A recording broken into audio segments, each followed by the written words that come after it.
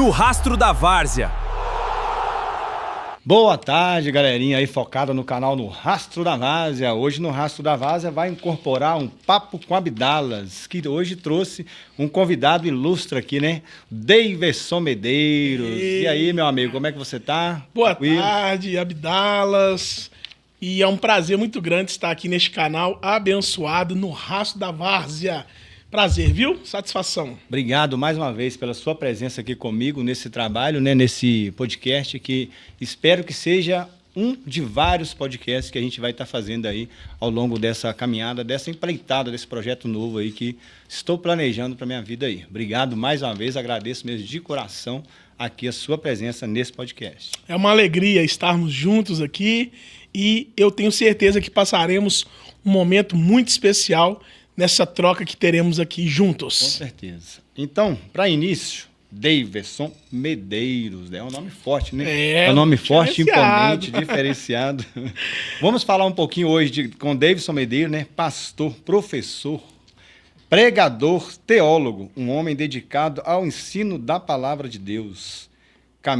Na caminhada ministerial, né? Que é marcada pelo compromisso com o Evangelho. Daverson, eu queria saber de você um pouquinho.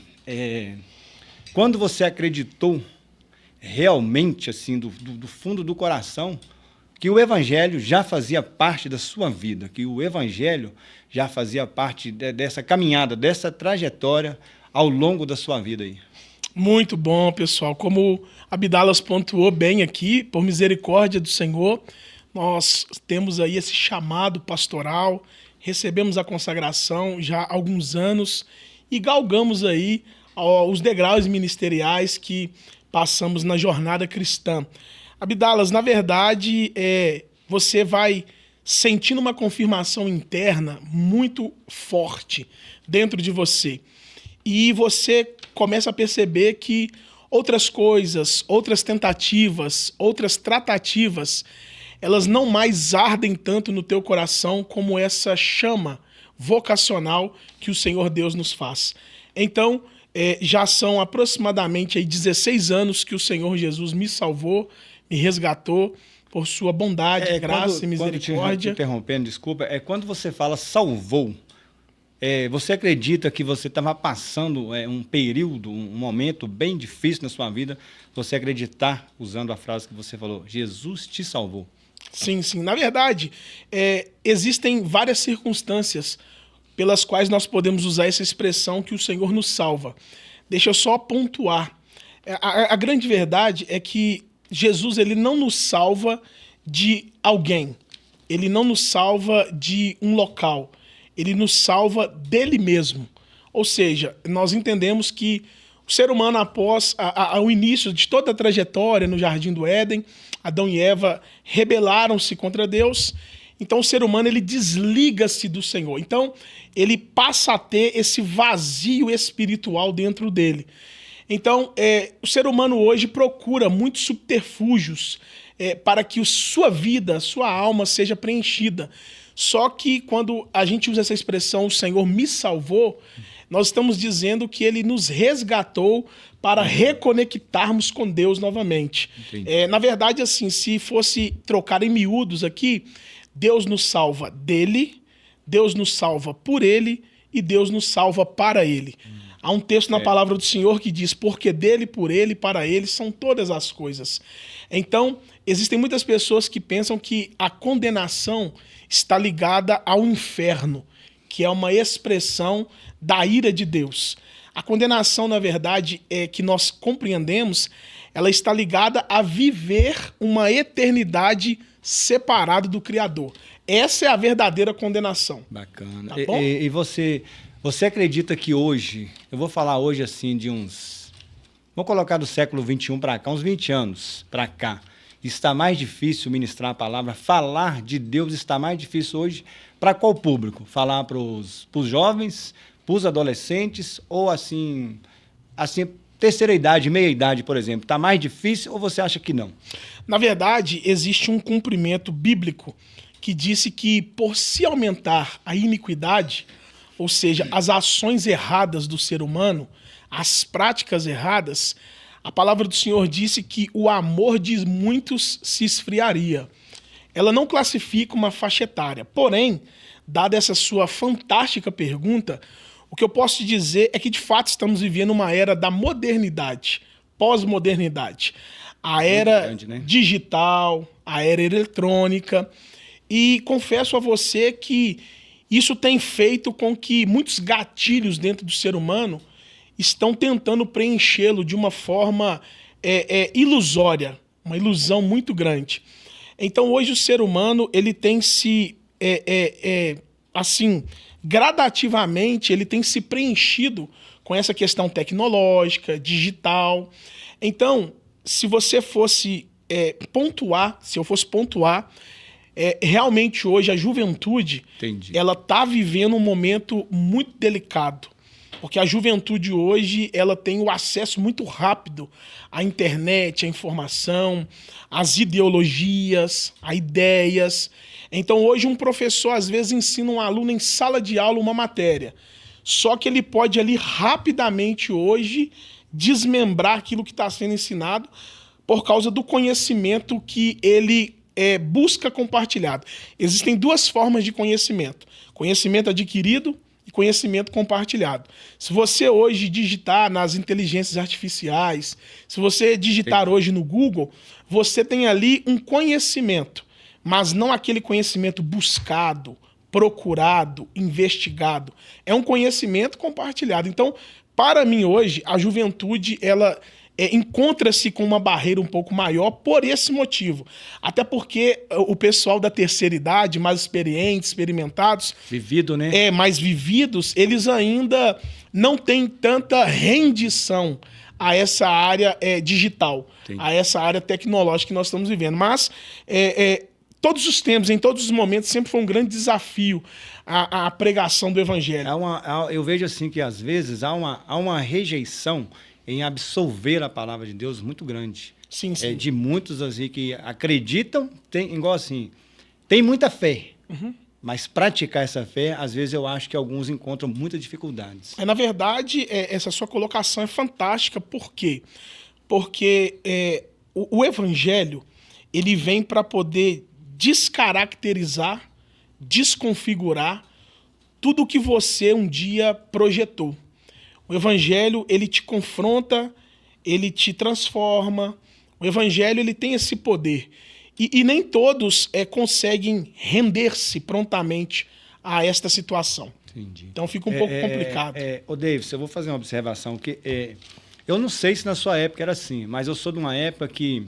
E hoje eu vejo que os pais de hoje têm muita dificuldade em levar as crianças e os adolescentes, os jovens, para a igreja, né? Quando vão, alguns vão assim de nariz torcido, outros vão, chega lá, não presencia, não participa assiduamente do culto em si. Mas na minha época, a minha observação é o seguinte, que na minha época, a mãe acompanhava, levava o menininho para a igreja. E hoje eu vejo... E hoje eu vejo que as mães e os pais têm uma grande dificuldade em fazer isso, em fazer com que, não obrigar, mas despertar o interesse da criança em ir na igreja junto com eles. Na sua época também era assim? Acompanhava muito seu pai, sua mãe? Na verdade, os meus pais, eles tornaram-se cristãos e eu já estava na fase adulta, quase para casar. E eu já tinha ali por volta dos meus 20 anos, 21 anos, e tão breve eu casei-me e assim fui seguir a jornada com a minha esposa, Tamires, inclusive deixar para ela aqui um abraço, um beijo, Tamires, né, minha esposa. Mas existem alguns fatores aqui, tá, Abdalas? Existem alguns fatores.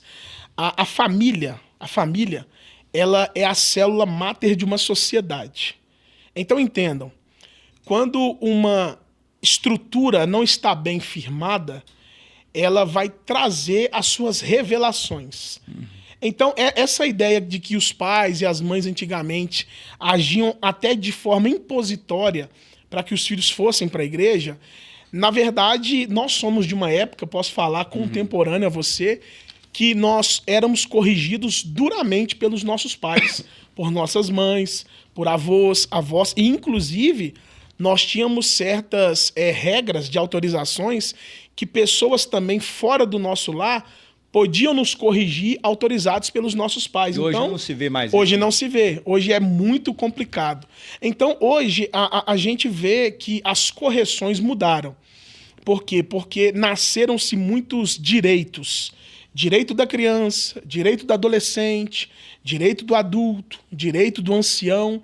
E eu entendo que certas emendas desse direito, ele é válido. E porém, com esses direitos também vieram, muita gente deixou de, eu acredito, né, perdeu um pouco, assim, o respeito pelo idoso. Sim. Eu sou da época que eu dava bênção ao idoso. Dava bênção, avô, avó, pai, hoje mãe. Hoje você não vê quase isso mais. Não se vê. Então, assim, a gente sempre respeitou muito essas pessoas mais velhas, né? Essa ideia do respeitar o mais velho. Indiferentemente da condição financeira... Ser um parente ou não. Faculdade, indiferentemente se você estivesse em melhor posição na sociedade do que uma pessoa mais velha, sempre foi respeitado. Então, essa ideia de que hoje os pais têm encontrado dificuldades para levar os filhos para a igreja, isso tem muito a ver também com a própria estrutura familiar. Por quê, Bidala? O alicerce é a família. O alicerce, porque a criança ela precisa ver no pai, na mãe, o reflexo daquilo que ele está tentando ensinar para ele. Há quem diga que o ensino, ele convence, mas o exemplo, ele arrasta. Então nós precisamos entender que muitos pais estão encontrando certos desafios justamente porque algumas estruturas estão ruídas, estão precisando ser verificadas. Então, assim, se você for pegar a geração de filhos que eram obrigados, essa expressão que você usou, eram impostos a eles frequentarem a igreja na sua adolescência, ali como criança. Como criança mesmo. Como criança, como jovem. Se você for pegar o índice destas pessoas hoje, a maioria está bem casada, está bem estudada, está bem estruturada, está bem resolvida, justamente por causa dessa somatória de fatores: família, educação, respeito, consideração. E quando a gente percebe hoje que os pais deixam muito livre essa escolha do filho, principalmente na menor idade, que eu estou para dizer para vocês aqui, todos vocês que estão conosco aqui no Papo com Abdalas, aqui no Rastro da Várzea, acompanhando, eu estou para dizer para vocês que um dos principais papéis, guarde bem isso no teu coração, um dos principais papéis de um pai, de uma mãe na vida de um filho, é dar para ele um destino. É dar para ele uma estrutura de destino. Preparar ele. Preparar. Mundo, né? Por quê? Porque senão ele vai crescer e vai começar a vir as interrogações. Quem sou eu? O que faço agora? Para onde eu vou? O que devo fazer? Isso seja espiritualmente, financeiramente, emocionalmente, familiarmente.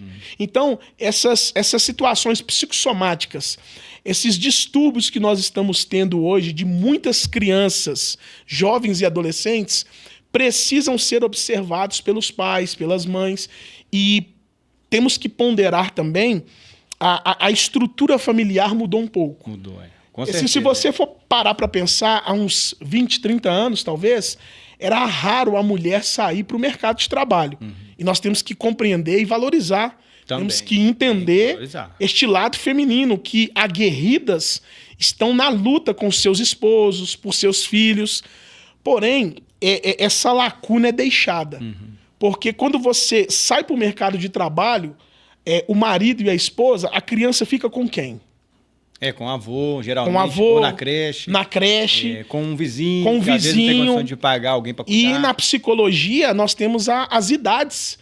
1, 2, 3 e 4 anos que são primordiais na vida de uma criança. Então, existem muitos fatores, nós podemos pontuar alguns.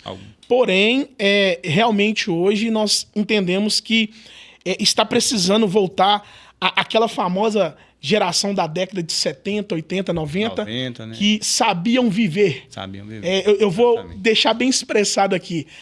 A gente sabe que o mundo mudou hoje, a periculosidade está bem avançada, e não só fora de casa, mas também dentro, com os aparelhos de telefone celular, com os acessos, mas nós somos de uma geração que fazia fogueira na rua para assar batata. Demais, bater papo até tarde da noite na rua, você lembra dessa época que era bom demais? Muito, que brincava lá com os carrinhos de rolimã e machucava os dedos. Não, eu já fiz muito carrinho de latinha de sardinha, cortava chinelo de brincava dedo de derrubar lata na rua. Lata na rua. Brincava ali de roubar bandeira, que era uma expressão que utilizávamos. Não é isso mais hoje em dia. Não é isso? Então, assim, hoje as crianças elas estão limitando-se a ter esse tipo de liberdade também.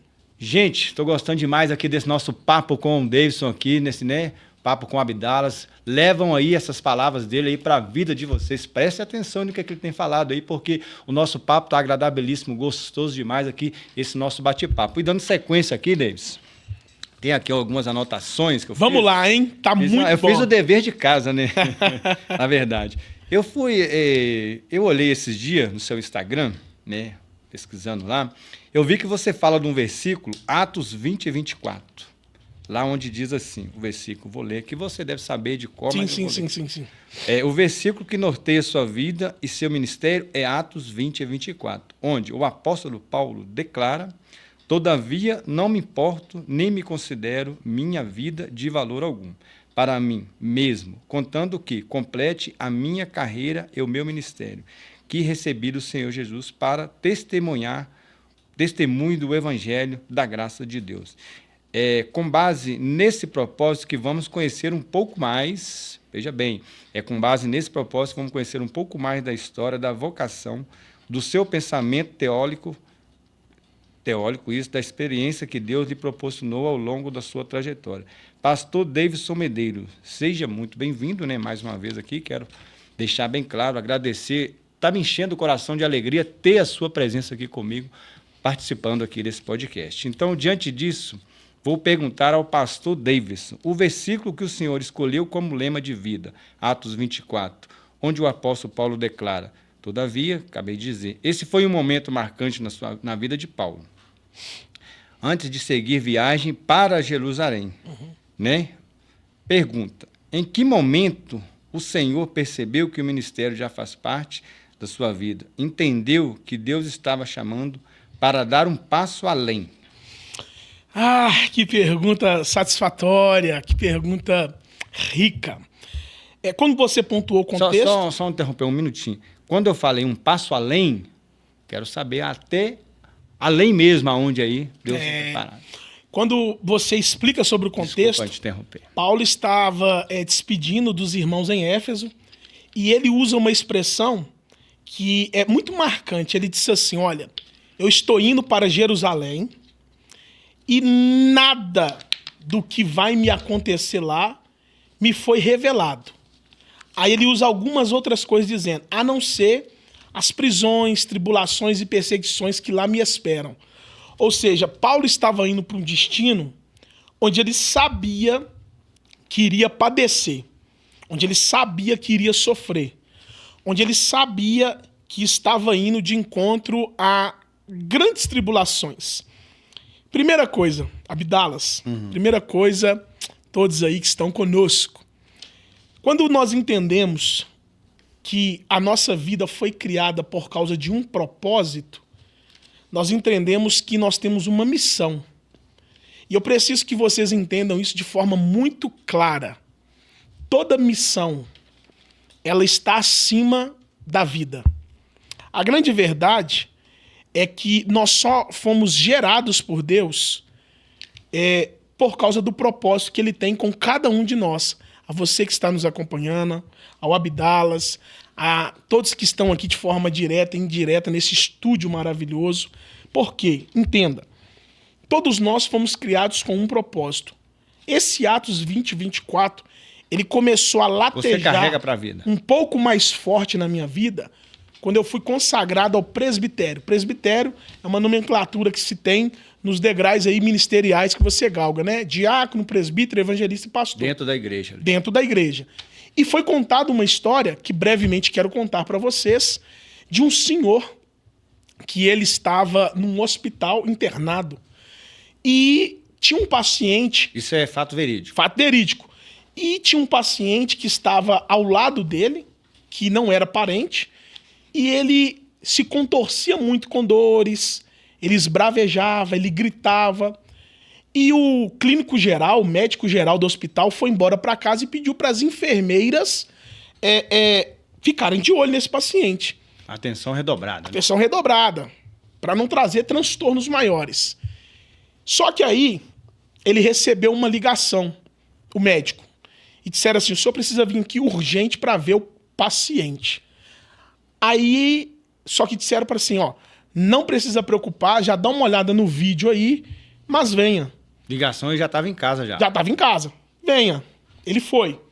Só que quando ele foi conferir o vídeo, ele percebeu que o senhorzinho caminhava com aqueles auxiliadores de balão de oxigênio e ele empurrava aquele carrinho e dava pequenos passos, porque já era um senhor de idade. Não tinha suporte nenhum. Não tinha suporte. Ele estava sozinho. Sozinho. E ele foi em direção ao paciente que estava dando trabalho. Demorou um tempo para chegar, mesmo que era próximo. Com um cilindro ali pesado, com certeza. Quando ele chega, os vídeos eles têm imagens, mas não áudios. Só que é perceptível que no vídeo ele fez um movimento com a mão. E esse movimento foi de estender a mão. O senhorzinho. O senhorzinho.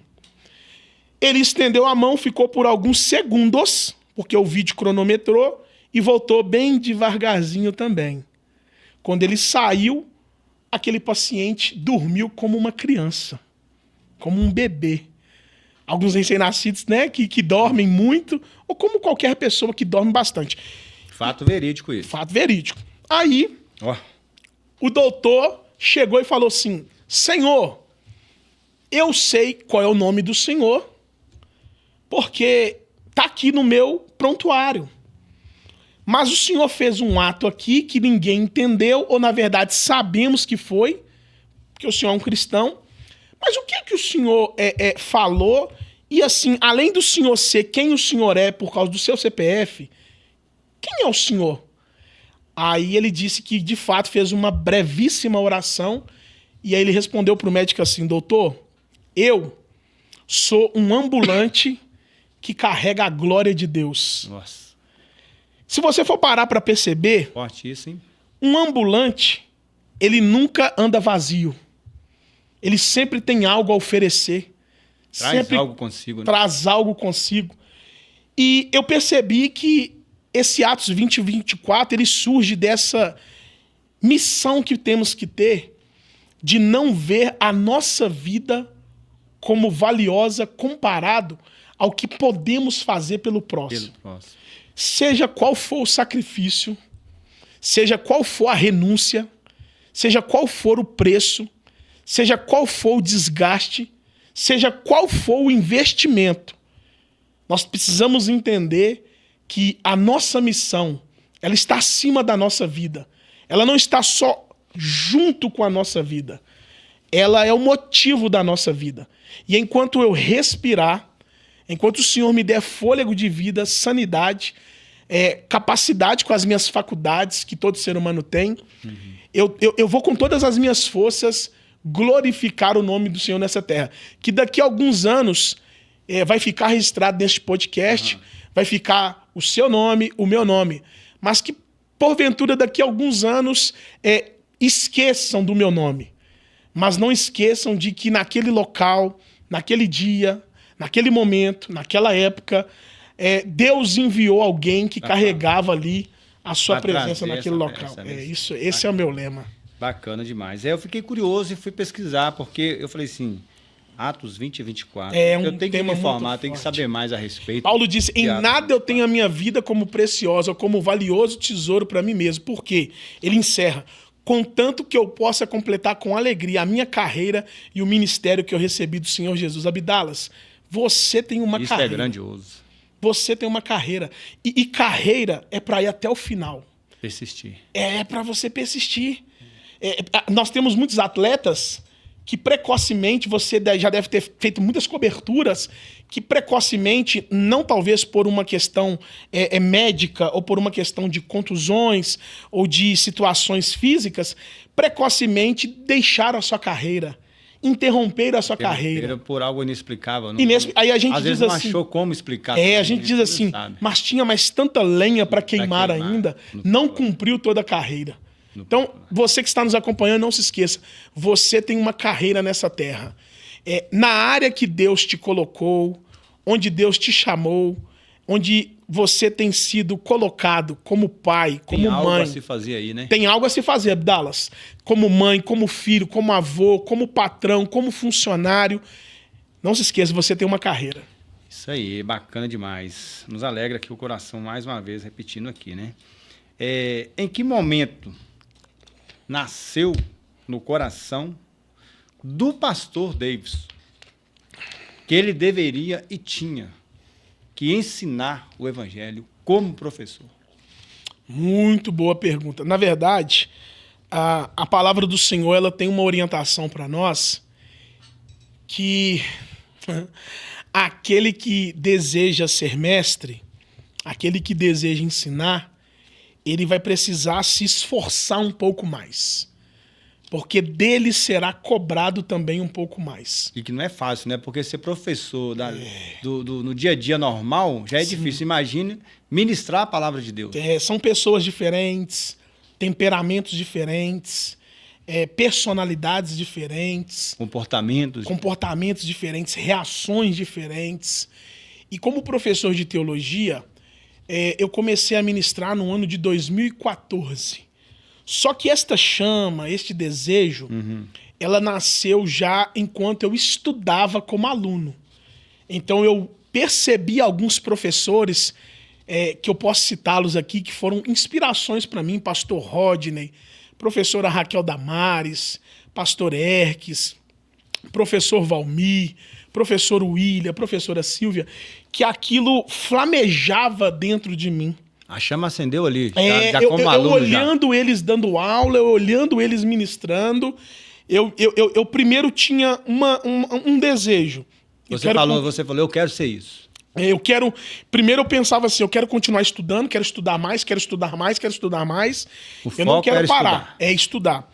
E, na verdade, eu não tinha essa projeção e essa pretensão de se tornar professor. Isso ocorreu de uma forma muito assim natural. O meu pastor Wilson, esposo da irmã Valéria, que deixa também meu registro aqui, minha gratidão, meu abraço, ele disse para mim assim, olha, procure lá a nossa escola teológica, porque eu já conversei com o diretor e eu te dei lá um presente. Tem um presente lá para você. Ele nem imaginava o que era, que poderia ser. Não imaginava. Porque, na verdade, eu pensei assim, deve ser uma bolsa, alguma faculdade, deve ser algum curso que ele me abençoou, alguma situação. E aí, o diretor, na época, ele disse para mim assim, olha, o seu pastor veio aqui, conversou conosco, te apresentou na escola, te referenciou e te recomendou a ser um dos professores dessa escola. Você recebe certas notícias que você fica assim, ok, mas você vai digerir depois. Porque eu fui fazer parte da Carpus EBPS, que é a Escola Bíblica Permanente Sião, que é a escola teológica da Assembleia de Deus, que tem aproximadamente 50 anos de existência. O lema dessa escola é treinando obreiros vocacionados. Assimilou tudo isso de verdade em casa, então. Em casa. Quando você chegou, você falou, opa. E eu fui aluno lá, e estava com grandes referências minhas de professores lá, e aí eu fui entender o tamanho disso um pouco depois. Aí depois da minha primeira aula, eu entendi que eu estava fazendo parte dessa grande responsabilidade. Então, o que ocorreu, Abdalas? Ocorreu que eu me preparei, mas eu preparei-me não com a pretensão de se tornar um professor. Eu preparei-me por causa da minha vida cristã, para ser um melhor marido, um melhor irmão, para ser um melhor genro, um melhor companheiro. Mas quando você assimilou, gente, eu já vou ser professor, e agora? O que é que eu faço? Aí eu pensei assim, agora eu vou ter que preparar-me um pouco mais. Porque a responsabilidade, ela geralmente sempre será maior do que a nossa capacidade. Daí vem a dependência de Deus. Mas a dependência de Deus, ela não pode gerar em nós comodismo e irresponsabilidade. Então, há uma fala que diz, é melhor você estar preparado e a oportunidade não chegar, do que a oportunidade chegar e você não estar preparado. Não está preparado. Então, aí eu comecei a entender. Agora não tem volta mais. Não tem volta. Vou dar seguimento, vamos embora. Agora vamos embora. Vamos fazer acontecer. Vamos fazer acontecer agora. Tem que fazer, né? Até porque já chegou aqui o propósito. O propósito é esse. Vamos embora fazer? Já chegou. E aí a gente tem que entender que vai sendo conduzida a sua vida ali e você tem que... É importante dizer isso, Abdalas. Há uma fala que diz que tem 3 coisas que não voltam mais. A palavra dita... Não volta mais. Saiu da boca, já era. Por isso que a gente tem que dosar muito. Tomar cuidado. Há quem diga que enquanto você não pronuncia, as palavras são sua escrava. Mas depois que você as pronuncia, você se torna escravo delas. Então a primeira coisa é a palavra dita. Segunda coisa, a flecha que se atira. Ou a flecha atirada. Ela não volta atrás. Não volta. E a oportunidade perdida. Então, há pessoas que terão uma oportunidade. E a vida, o próprio Deus também, testará como essa pessoa lidará diante dessa oportunidade. Como que ela valorizará, como que ela vai encarar essa oportunidade. Então tem que ser muito coerente com isso daí. Tá vendo como assim eu digo que quando você vai trazer uma pessoa para um bate-papo, igual eu optei pelo Davis, para esse bate-papo bacana, um bate-papo saudável, porque traz para a gente muitos ensinamentos como pastor, como evangélico, como professor, como pessoa também, como ser humano. Porque para a gente assimilar tudo isso não é fácil, igual eu acabei de dizer mesmo agora. Por que é tão difícil? Vou fazer uma comparação, que você fala da novela, do capítulo da novela no dia anterior, você viu, chega lá e comenta com a amiga. Você vê o futebol, a partida, vê um filme, você comenta com o amigo tudo aquilo. Mas na hora que você vai falar do evangelho, vai falar de Deus, a gente encontra um travamento, uma dificuldade tão grande, né? Eu não entendo por que isso, eu queria entender o porquê isso, porque muitas pessoas se travam. Eu mesmo falo da palavra de Deus com tranquilidade, mas tem momentos que eu me travo também. Porque, igual a gente falou, a gente tem que se policiar com o que falar, porque o falar não volta atrás. A flecha atirada, como você diz, Davis, ela não volta atrás, ela não faz curva. Então, eu queria entender um pouco desse universo aqui nosso, que é tão difícil falar de Deus. Na verdade, o que se acontece? Vamos pensar desta forma, assim, de forma bem objetiva. Muitas pessoas, elas precisam primeiro resolverem-se consigo mesmas. Porque, na verdade, quando você está transmitindo um ensinamento do evangelho, a impressão que dá, dependendo da forma que é passada, é que você está em uma condição melhor do que aquela pessoa que você quer passar. É por isso que sempre fazemos com muita empatia. A empatia é colocar-se no lugar do outro. É enxergar o mundo com os olhos do outro. Então, uma vez que eu estou te apresentando algo, primeiro é porque existe ali um propósito. Seja alguém que você conhece, seja alguém que você não conheça. E, na verdade, é para a pessoa um presente muito grande que ela precisa enxergar isso como um presente. Então, assim, te respondendo, por que é tão difícil transmitir esse tipo de mensagem? A mensagem do evangelho. Porque ela implica, Abdalas, em coisas eternas. Ela implica em coisas espirituais. Ela implica em coisas que fogem do nosso controle, do nosso raciocínio.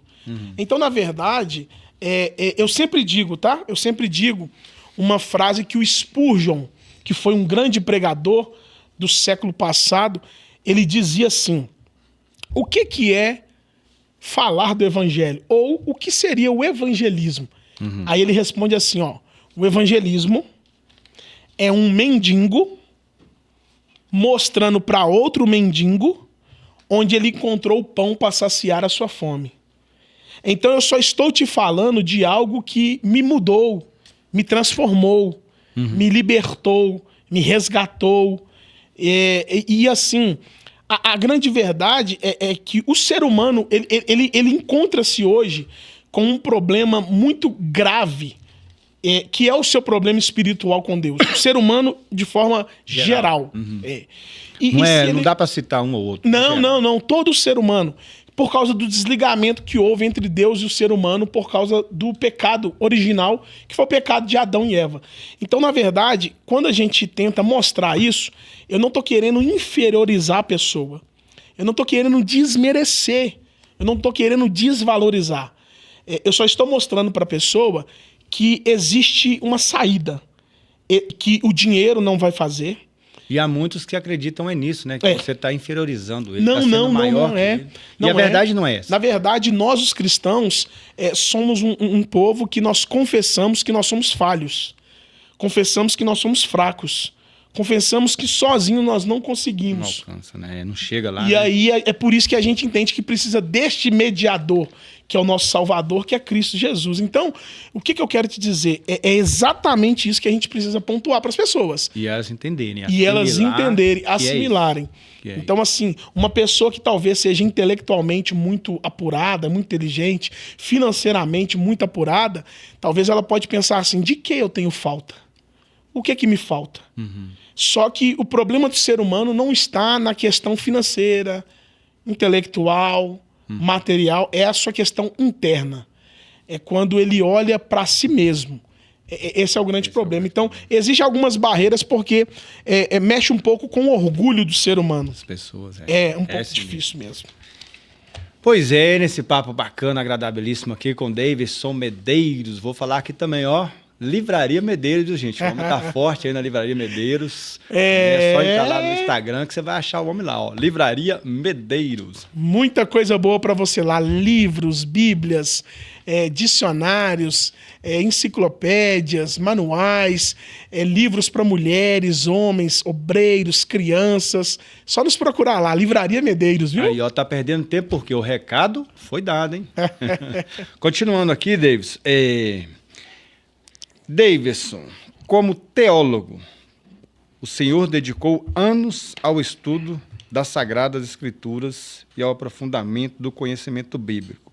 Na sua avaliação, esse preparo lhe trouxe segurança necessária para ensinar e viver a verdade revelada por Deus? Ou o senhor acredita que o estudo da palavra é um processo contínuo e que, independentemente da experiência e da formação, sempre há mais a aprender? Em outras palavras, o senhor já se sente plenamente capacitado para edificar vidas por meio do ensino das Escrituras? Entende que o aprendizado de um teólogo, como é definido você também como teólogo, nunca termina e que Deus continua revelando novos ensinamentos ao longo da sua caminhada, né, nessa jornada, nessa trajetória de vida. Como teólogo, qual é a sua visão durante esses anos todos de ensinamento e aprendizado que você tem? Abdalas, mais uma pergunta fantástica, né? Abdalas sempre cirúrgico em suas colocações. Cirúrgico não. Palavras. Na verdade, eu queria só pontuar algo aqui. A teologia, por muitos anos, inclusive no nosso meio cristão, na igreja, ela foi um tanto quanto incompreendida. Ela foi um pouco mal interpretada, ela era mal vista. E eu vou explicar por quê. Porque pressupunha-se grandes pastores que nós respeitamos, admiramos, consideramos, dizia que depois que a pessoa ia estudar teologia... Só uma observação, Davidson, rapidinho. Você me tirar uma dúvida. Todo pastor tem que necessariamente fazer teologia? Olha, hoje nós entendemos que o público que as igrejas têm recebido, ele é um público muito diversificado. A igreja de muitos anos atrás era uma igreja composta por membros muito humildes em questões de estudo, não só financeiramente falando, porque todos os membros sempre foram muito prósperos, porque a prosperidade, segundo a Bíblia, a prosperidade não é você ter muito. Prosperidade é você ter sempre. É não te faltar. Então, o leque de pessoas que chegaram para a igreja de uns anos para cá, de fato, são pessoas que se apuraram mais intelectualmente. Então, você tem muitos membros hoje que são... antigamente tinha, mas era um número muito pequeno. Membros que são médicos, policiais, advogados, continuamos tendo, sim, as honrosas e os honrados, donas de casas, pedreiros, padreiros, pessoas que têm trabalhos um pouco mais humildes, que são honrados, mas muitos jovens que estão nas faculdades. Então, o pastor Billy Graham, que é um grande pastor no nosso meio, que já não está mais entre nós, que ele deixou muitos ensinamentos, e um deles era, um cristão, ele precisa ler a Bíblia segurando em uma mão, e na outra mão ele lê o jornal das notícias do mundo. Ou seja, um pastor, ele precisa... Eu estou para dizer que hoje, obrigatoriamente, não simplesmente fazer a teologia, mas ele precisa estar ligado com os acontecimentos do mundo. Porque é dentro dos acontecimentos do mundo que ele baseia os seus ensinamentos bíblicos. Ou seja, só para a gente fechar aqui, você voltar no seu raciocínio, sim. você não se perder, quando você é um pastor, mas traz essa bagagem de teologia também no currículo, sim, o seu conhecimento expandido. Imensa, por quê? Porque, na verdade, assim que hoje o cristão ele lida com doenças, com situações de, por exemplo, doenças, questões aí de biomedicina, questões de drogas, questões de homossexualismo, lesbianismo. É o mundo que nós vivemos. Então, teologicamente falando, como lidar com certos ensinamentos. Então, hoje eu digo a vocês que realmente, se eu chegar para você e disser assim, Abdalas, aquele pastor que nós respeitamos, da primeira geração, com seus 70, 80, 90 anos, tem que fazer a teologia, talvez eu estaria pesando em alguém que trouxe a igreja até nós, que sofreu muito, que orou muito, jejuou, que sangrou, que pagou o preço, excelente. Então não, mas nós que estamos chegando com essa nova força, eu acredito que sim, porque, por exemplo, vamos pensar aqui, imagine que alguém congregue numa igreja, terça-feira, e ela escuta 1 hora de ensinamento bíblico. Vamos fazer as contas? Uhum. Ela congrega quinta-feira, que geralmente são 2 cultos na semana, e ela tem mais 1 hora de ensinamento bíblico. 2 horas. E ela congrega domingo de manhã e domingo à noite, que é aproximadamente 2 horas de ensinamento bíblico. São 4 horas aí. 4 horas aqui. Agora, falando da palavra, transmitindo a mensagem, as situações, e ao mesmo tempo praticando ali a teologia. Isso. Agora imagine um jovem que vai para a faculdade hoje, ele tem uma carga horária aproximadamente de 140 horas mensais estudando. É bem puxado. Imagine para você ver a diferença em carga horária de horas com o ensinamento que ele tem. Então, a igreja ela precisa ter pessoas preparadas para lidar com certas ideias, ideologias, com certos ensinamentos. Por quê? Porque um adolescente vai para uma faculdade, ele vai chegar para um pastor dele e vai falar assim, o meu professor me ensinou isso. Aí ele vai dizer, tá bom, mas aqui nós temos a nossa postura bíblica e nós aqui assim, assim, assim. A minha professora quer que eu faça dessa forma. Então tudo bem, mas aqui nós como cristãos, nós agimos dessa e dessa maneira. Sem ser radical e sem espiritualizar tudo. É uma questão mesmo de doutrina, é uma questão de ensinamento, então é uma questão doutrinária. Então hoje eu acredito que não só os pastores, viu? O senhor pontuou pastores, mas a grande maioria dos cristãos hoje, ela precisa de estar um pouco mais preparada. Porque se nós pensarmos só no lado espiritual, eu tenho que orar, jejuar e ler a Bíblia. Ótimo, para você. Só que para você alavancar um pouco mais o seu leque, aí você tem que ter esse preparo sim. Porque a teologia nada mais, nada menos é do que conhecer um pouco mais daquele que sabe tudo ao nosso respeito. Agostinho de Hipona falou, Deus sabe tudo a respeito. Então a teologia ela vai te ajudar a servir melhor a Deus e servir melhor ao próximo. Então eu acredito que é muito necessário. É muito bom. É igual a gente está falando, quando você abre um leque de opções, para entender tudo isso, falar sobre tudo isso, você tem que ter teologia. Eu entendi assim, tem que ser teólogo, por quê? Como é que você vai pregar algo, passar algo, se você não tem conhecimento? Sim. Se eu não tenho conhecimento, eu estou o quê? Perdido. E aí você tem que ter um conhecimento sem perder os seus princípios, sem perder aquilo que você crê, mas saber de tudo um pouco. Então o pastor, ele é, de certa forma, advogado. Ele é, de certa forma, médico. Ele é, de certa forma, um comentarista esportivo. Ele é, de certa forma, um amigo, um pai, né? A sua esposa, uma mãe. Então ele acaba tendo que lidar com questões, porque, por exemplo, um membro de igreja pode chegar para um pastor e perguntar para ele sobre a política. Aí, se ele não souber nada, como é que ele vai fazer? Ele pode perguntar para ele sobre a economia do Brasil. Ele vai perguntar para ele sobre as Nações Unidas, a ONU. Então ele tem que ter, de fato, hoje algumas situações. Já pensou, ele fala assim, eu sou só pastor? E aí? Não, meu negócio como é que eu vou lá na igreja do meu pastor, que ele é só pastor? Mas eu fui falar com ele de política, ele não soube me responder nada. Aí você pode indagar, mas peraí, que pastor é esse seu? E qual igreja que é? Sim, fui pedir ele um conselho sobre essa faculdade que eu quero fazer, sobre essa situação. Então ele tem que ter essa estrutura. A estrutura espiritual é a primeira.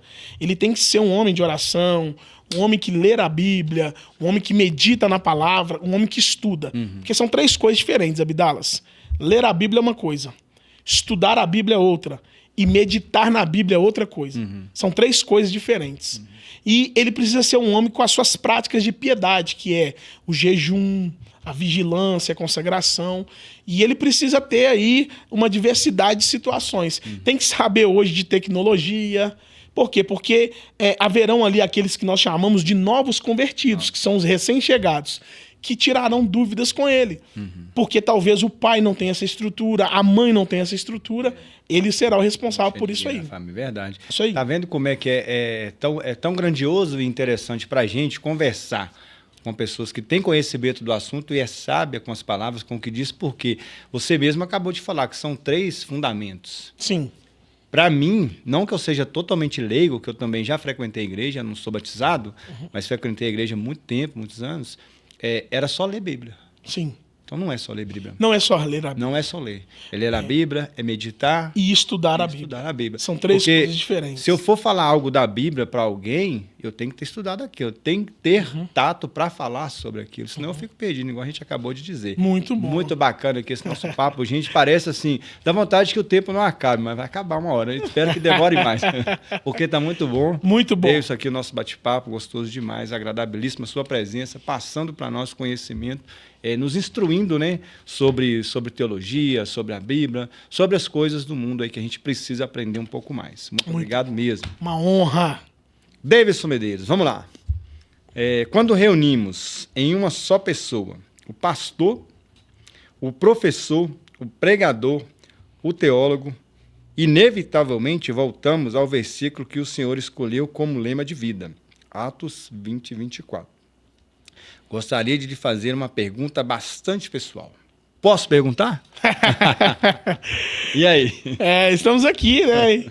Vai responder? Preparados. O senhor acredita que já vive esse versículo na prática?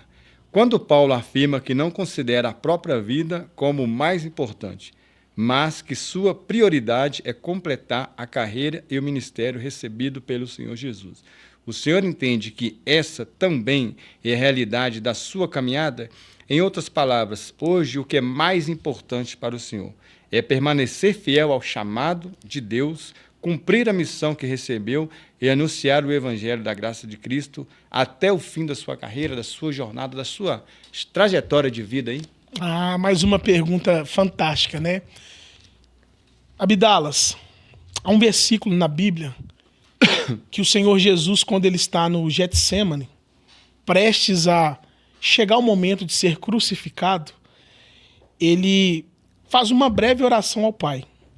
E ele ora dizendo: Pai, se possível for, afasta de mim esse cálice.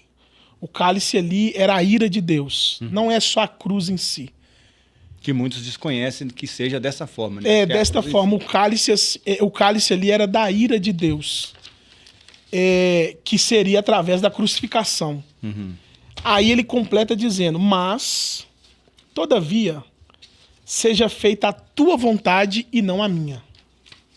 Então, Abidalas, eu cheguei num ponto da minha vida, e quando eu digo cheguei, porque eu estou presente, mas junto com a Tamires, minha esposa, nós fizemos uma aliança com o Senhor que... Isso como Como casal como mesmo. casal. Em Cristo Jesus. Como propósito de casal. Eu tenho muitos sonhos particulares, a Tamires tem muitos sonhos particulares, nós temos muitos sonhos como casal. Muitos. Porém... Que vai se realizar em nome de Jesus. Em nome de Jesus. Com certeza. Porém, isso pode parecer até um tanto quanto radical, mas com esta sua pergunta, eu posso pontuar assim. Entre os nossos sonhos e a vontade de Deus, a gente prefere que seja a vontade de Deus cumprida. Mesmo que, assim, muitos sonhos nossos não sejam cumpridos. Por quê? Porque a palavra do Senhor diz que a vontade do Senhor, ela é boa, ela é perfeita e ela é agradável. Não, e em primeiro momento, eu já estou entendendo, então, que a prioridade vai ser sempre o ministério. Sempre. Porque, na verdade, não existe uma competição da Tamires com Deus e não existe uma competição do Davidson com Deus. Não tem barganha. O Davidson com a Tamires com o Davidson. Senhor, o Davidson está saindo demais para poder fazer a obra. Eu quero ele, nós casamos. Senhor, a Tamires está envolvida demais. Não existe. Porque nunca existiu dificuldade nenhuma. Com os sacrifícios. Tem o quê? Uns 15 anos. 15 anos de ministério e 15 anos de casal. 15 também. anos, porque foi logo no primeiro ano, né, que eu conheci a minha esposa e nos casamos ali rapidamente, por causa do propósito também. Casamento e ministério caminhando junto. Caminhando juntos. Então a Tamires incansavelmente entendeu isso. Então, na verdade, esse versículo, essa junção dessas funções, ela de fato tem acontecido por graça e misericórdia de Deus e com consentimento mútuo entre o casal. Porque é preciso não casar somente com a vida. Isso aqui fica um conselho aos casais, aos noivos, aos namorados. Prestem atenção, hein? Você não casa somente com a vida. Você casa com o propósito daquela vida. Então, qual é o propósito daquela vida? Há propósitos que já estão todos revelados. Há propósitos que você vai descobrir com o tempo. Então, eu sempre digo para namorados, noivos, que estão interessados em ter a vida matrimonial de casados. E às vezes parece até um pouco pesado, mas eu preciso dizer isso. Nesse papo com Abdalas aqui, eu preciso dizer isso. Até onde você está disposto a permanecer, a ficar e a ir em prol, com e por causa da vida dele ou da vida dela. Imagine, agora você está casando com uma pessoa de 18 anos, mas daqui 30 ele tem 48. Você está casando com uma moça de 20 anos, mas daqui 30 ela tem 50.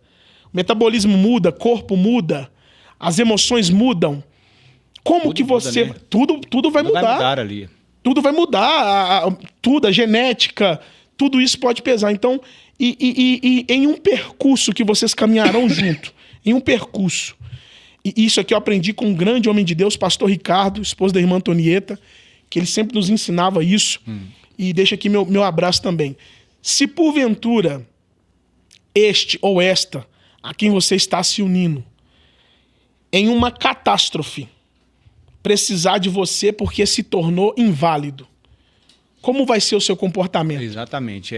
Isso hoje em dia, a gente... Não é sério, Abdalas? Você falou uma coisa muito séria, ao mesmo tempo que muito séria, é uma coisa que eleva o compromisso do casal ali como casal a um outro nível. Outro nível. Realmente de companheirismo, de esposo, de cuidador. E agora eu cuido. E agora? Como é que vai ser daqui para frente? Eu vou citar aqui respeitosamente, tá? Respeitosamente aos todos aí acompanhantes, a todos aí que estão conosco aqui neste canal. Seguinte, falar duas coisas aqui. Uma certa feita, um soldado americano foi entrevistado a respeito da sua esposa, porque ela foi para a guerra e na guerra uma granada explodiu. Fato verídico, né? Fato verídico. E ela teve o seu rosto todo deformado. tentaram fazer reconstruções e não conseguiram. O rosto ficou deformado. Completamente deformado, sei. Completamente. Acho que eu vi um vídeo assim. E aí perguntaram para ele se ele permaneceria casado com ela. E aí a resposta dele foi: eu não casei com o corpo dela. Eu casei com a alma dela. Eu casei com o coração dela. Então, você, quando começou o seu relacionamento, a afeição, o corpo, as virtudes eram de uma forma. Mudaram. Ao longo dos anos foram sendo perdidas aí algumas situações, algumas disposições, algumas vontades. E isso é normal. Então, e isso é muito sério. Por quê? Porque ele deixou claro. Eu não casei com o corpo dela. Eu não casei com o físico, né? Eu casei com a alma dela. Uma segunda coisa que aconteceu, que inclusive quem noticiou foi o Roberto Cabrini. Se o pessoal quiser acompanhar, está no YouTube para todos verem. A mulher, depois que ela deu à luz ao filho, ela teve complicações no parto. E ela se tornou inválida. Essas citações são tudo fatos verídicos. Verídico, tá lá. Ela se tornou inválida e começou a entrar num estado quase que vegetativo. E aí o Roberto Cabrini havia ido lá, entrevistado o marido, ele falou: não, tô aqui firme, tô aqui, saí daqui não. Passou-se um mês, o Roberto Cabrini voltou lá, o marido tinha ido embora. Então ele abandonou a esposa com o filho. E aí a gente entende algo muito sério, que o amor, deixa aqui para todos os ouvintes, o amor sacrificial, ele é capaz de fazer, viver e suportar coisas que a obrigação não é capaz. É muito forte. Existem certas coisas que você, se pensar em fazer por obrigação, mais cedo ou mais tarde você vai deixar de fazer. Vai. Com certeza. Você está citando esses casos, mas a gente vê isso hoje muito, deixar para vocês aqui também essa mensagem de que cuidar mais dos nossos anciãos, né, dos nossos vovôs, das nossas vovós, das nossas mamães, dos nossos papais. Por quê, Davis? Porque a gente também vai ficar velho. Sim. Né? E você citou essa parte, eu estou querendo trazer aqui uma reflexão de que a gente vê muito os jovens de hoje maltratando o vovô, a vovó, taca num asilo, não tem paciência de cuidar em casa, maltratando, batendo, não cuidando direito. E eles se esquecem que vão ficar velhos também, né? E a gente está falando de casal, quando existe amor, são amores diferentes. Amor de casal, marido e mulher. Sim. Amor de irmão e irmã. Claro. Mas também amor de avô com os netos, que tem que ser maior. Porque hoje a gente vê muito isso, a gente esbarra muito aí. Volta e meia, você já deve ter presenciado alguém maltratando um senhor, maltratando uma senhora, um cadeirante, um deficiente físico. Você vai e pergunta: mas por que tá de cadeira de roda? Eu conheci ela assim, sofreu um acidente, mas não era casada, bem casada, o homem sumiu. Como diz uma brincadeira aqui, né? Fazer uma brincadeira, um pouco chato, mas é uma brincadeira que fala assim: foi comprar cigarro. Sim. Meu pai foi comprar cigarro e não voltou mais. Já ouvi muito isso. A gente vê muito isso, né? Sim. Isso daí o amor. Fugindo ali da responsabilidade sacrificial. Sacrificial, exatamente. Sacrificial. A frase é essa, fugindo disso. Exatamente. Fugindo dessa responsabilidade. E isso tem gerado traumas. E vão precisar ser tratados e interrompidos para que o filho não repita esse ato com a sua futura esposa. Exatamente. Com seu futuro filho. E isso aí é muito importante, viu, Abidalas? Muito importante. E que o filho também não faça com o pai, né? Porque... Na verdade, Abidalas, deixa eu até utilizar esse momento para poder falar. A primeira coisa, nós temos que estar preparados, conversando com a Tamires, porque enfrentei uma situação delicada com a minha mãe, que você conhece, e devido aí, infelizmente, a diabetes, precisou amputar ambas as pernas. Ela fez 2 operações transtibial, que na altura ali da canela, e aí ela morou um tempo conosco. Para mim, filho mais velho em vida, que perdemos uma irmã, com 2 mesinhos de vida, Sabrina, que seria a minha irmã mais velha, e eu sou o filho mais velho em vida. Então, além de ser o filho mais velho, tem essa responsabilidade pela postura pastoral. Então, espera-se muito de nós. Por isso que eu digo, todo privilégio tem responsabilidades. E aí ela ficou um tempo conosco lá em casa, ficou lá conosco um pouco. E aí, para eu ver a minha mãe em condições precárias de necessidades, doeu muito. Porque ela realmente precisou de cuidados. Você fala precárias porque depois da cirurgia?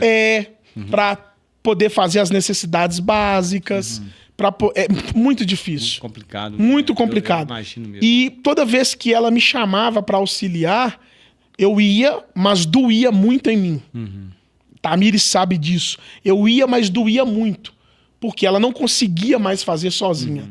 E ela tinha 60 anos de idade. Tem, né? 60 anos de idade. Então, assim... o que eu quero dizer? Uma aprovação grande dessa e nova, né? Nova. 60 tá nova. 60 anos de idade. E aí o que acontece? Eu não consegui virar essa chave. Qual chave? De ver a minha mãe passar por aquela situação. Eu não consegui. Doeu muito em mim, porque eu queria ter feito antes do que aconteceu. E aí a Tamires me falou algo que ela disse assim... A gente se sente meio que impotente, às vezes, se deparando com a situação dessa, meu Deus. Né? Fala, meu Deus, por que eu não posso fazer mais? Eu preciso fazer algo mais, mas não consigo. E aí a Tamires disse algo que me marcou muito, que ela disse assim, nós temos que estar preparados para vermos os nossos pais envelhecerem. E a geração de hoje não tá não, viu, Davis? Tá, não tá? Não tá não. Essa geração de hoje não tá não, meu amigo. A primeira coisa que eles fazem é tacar no asilo. A segunda coisa é brigar por causa da herança. Entendeu? Quem quer cuidar? Entendeu? Quem quer cuidar de um idoso que dá trabalho? Disponibilizar quem tempo, quer cuidar sair de um do trabalho. Fala pra mim, os filhos de hoje querem isso? Tem 8 filhos na família. Ô, gente, vamos dividir essa carga? É a briga pra poder achar um pra cuidar? Não é. É muito a Tamires difícil. falou uma coisa muito sábia. Muito sábia. A gente tem que estar preparado. Por quê? Tem que estar mais porque geração, não tá, não. Eles cuidaram de nós no início. Agora vem a retribuição. Quem disse que os que estão aí hoje estão querendo retribuir dessa forma, cuidando bem cuidado? Não tá, não. É porque vamos pensar que até os 18 anos, o pai e a mãe são responsáveis pelos filhos. De 16 a 18 anos. Então, se um pai e uma mãe passa dos seus 65 para aposentar, vivendo aí mais 20 anos, 30 anos, 80, 90, 100 anos. É esse momento que os filhos têm que entender. Não é um peso na minha vida. Não. É uma bênção. Agora é a hora deles morarem aqui. Isso. Não vai tirar qual liberdade? Eu não fiquei na casa deles, 18 anos. Uai. Não, mas é porque eu também tenho mais filhos. Mas ele tinha mais obrigações também. Exatamente. Então, se eu tivesse... claro, né? Dentro de uma logística, dentro de uma condição, de uma possibilidade... Um dos maiores presentes que os filhos podem dar para os pais e mães nessa última geração deles, a última estação da terceira idade, é passar o tempo com eles. Se eu tivesse condições de levar minha mãe para morar comigo, eu levava toda hora. Sim. Falava assim, vamos lá para casa, vai morar comigo agora, a casa é grande. Vou comprar uma briga com a esposa? Dependendo, eu ia comprar, porque eu quero... Quem não quer a mãe? E se você for parar para poder pensar, uma mãe e um pai... eles conseguem cuidar de 10 filhos. Um filho não cuida de 10 mães, não, senhor. E 10 filhos não conseguem cuidar de uma mãe. Não consegue, não. É 10, ao contrário, né? Contrário. Não consegue. 10, a mãe cuida ali, o pai cuida de 10, 15 20. Filhos. É só você olhar os nossos pais, nossas mães aí, os nossos avós e avós. Exatamente. Agora, 10 filhos parece não conseguir cuidar de uma mãe, de um pai. Não cuida. Porque é peso. É peso. Porque é incômodo.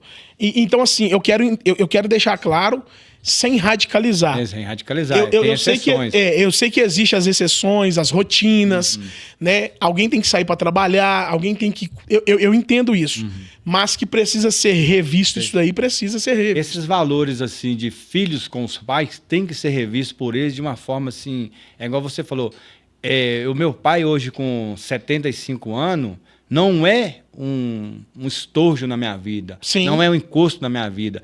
É a bênção que cuidou de mim até eu me formar como gente. Sim. É a bênção que cuidou de mim, me ensinou o que é ter caráter, me ensinou o que é ter valor, Sim. me ensinou uma profissão. Então agora eu devo retribuir. Sim. A geração e é um privilégio. É um privilégio ter ele na velhice com você. Com certeza. Né? Alguns, eu entendo que... É até bom eu pontuar isso aqui também, Abdalas, porque quando se tem um pai e uma mãe na velhice saudável, com algumas pequenas debilidades, talvez a audição, talvez a visão, é realmente um pouco mais tranquilo. Quando se tem em uma margem maior de necessidade, realmente... Fica mais difícil mesmo, Fica também, porque tem coisas que aí não é só o amor, tem coisa que é o cuidado profissional. O cuidado profissional, Aí, se alguém na família tivesse cuidado, ótimo. Se não tiver, aí tem que pensar nisso daí também. Isso aí é bom pontuar, porque às vezes, eu amo meu pai, amo a minha mãe. Mas ele precisa de cuidados aqui. Tem um maquinário aqui na sua casa que vai poder atendê-lo? Tem um suporte aqui que vai poder atendê-la em um caso de situação? Não tem. Então nós temos que entender isso aí. Mas é igual você falou, não é deixar em um asilo esquecido, deixar numa casa aí chamada talvez de repouso esquecido. É ter ali os paliativos, mas a família ainda tem que estar ativa nessa situação com eles aí. Bacana demais aqui esse nosso bate-papo, hein, Deis? É grandioso demais, hein, cara? Nossa, falamos de muita coisa, estamos falando de muita coisa, né? Muito bom. Muito bacana, muito bom mesmo. Eu acho que esse podcast é o primeiro de milhões, eu tô achando. Eita, o papo tá tão gostoso que... Tá ficando muito bom, viu? Muito bom, graças a Deus. E a gente conta com todos vocês. Acompanha aí no Rastro da Várzea. Segue o canal. Acompanha o Abdalas aí. Curte, compartilha. Tem chegado com a verdade, tem chegado com a transparência, tem chegado na humildade, tem chegado como um bom mineiro, né? Ali pelas beiradas, respeitando. E, com certeza vamos trazer mais novidades aí, como o Davidson já falou, né? Estamos aí preparando algo novo para o futuro, com certeza. Papai do Céu está aí abençoando para que projetos novos surjam também após esse aqui, né? Muito Obrigado a vocês aí que seguem o canal no Rastro da Várzea, Papo com Abdala. Davidson, toda a trajetória é marcada por pessoas que nos apoiam, nos incentivam, acreditam em nós, até mesmo quando enfrentamos momentos de dúvida. Olhando para a sua caminhada de vida e de ministério, quem foram as pessoas que mais acreditaram em você? Quem esteve ao seu lado, incentivando a seguir em frente e a permanecer firme no propósito que Deus havia preparado para você nessa sua trajetória de vida, desde o início, desde lá de garotinho, né, indo para a igreja com a mãe, com o pai ali, com o tio. Quem mais esteve aí ao seu lado mesmo assim? Você pode falar assim, o Raul Gil falava, para esse eu tiro o chapéu. Para quem você tira o chapéu nessa sua caminhada aí? Tem que respirar um pouco aqui agora, porque... Nada, respirar por quê, moça? Essa é a mais tranquila, eu acho. Mas a emoção aqui... A emoção toma conta, é isso, e tomar conta. Porque passa-se um filme na nossa mente, né? Vamos lá, antes de eu conhecer a Cristo, os meus pais foram pais inexplicáveis. Meu pai Antônio, minha mãe Dinaura, foram aí um homem e uma mulher que me deram todo o suporte que um pai e uma mãe precisa dar ao filho. Que é o cuidado, que é a educação, que é o carinho, que é o amor. Isso daí eu não sei se um dia conseguirei ser grato à altura dos meus pais, do que eles fizeram por mim. Tem muitos tios, tias também, que sempre estavam ali. Estavam ali do lado. Né? Sempre. Às vezes não 100%, mas estavam ali. Sempre ali. E inclusive minha mãe conta, e o meu pai, que alguns desses meus tios e tias, em momentos delicadíssimos, tá? De necessidades de alimentação, foram eles que ajudaram meu pai e minha mãe quando eu era bem novinho. Então eu não lembro, mas eles contam. Agora, quando se trata da caminhada com Cristo, a primeira pessoa que acreditou em mim foi a Tamires, a minha esposa. Foi a primeira pessoa que, quando eu comecei a caminhar, eu fiquei um tempo numa igreja chamada Assembleia de Deus Chamar. Quero citar aqui pastor Menezes, pastor Edson, que foram os pastores que me desceram as águas batismais lá na Várzea das Flores, aquela lagoa que tinha lá em Betim. E eles me incentivaram muito, me deram muitas oportunidades, mas eu era muito novo. E eu ia mais pela vontade do que pela estrutura. Mas me deram as primeiras oportunidades para pregar, para dar aula. Foram eles. Então, pastor Menezes, pastor Edson, mas a Tamires, ela me conheceu em um período que eu estava ainda muito imaturo.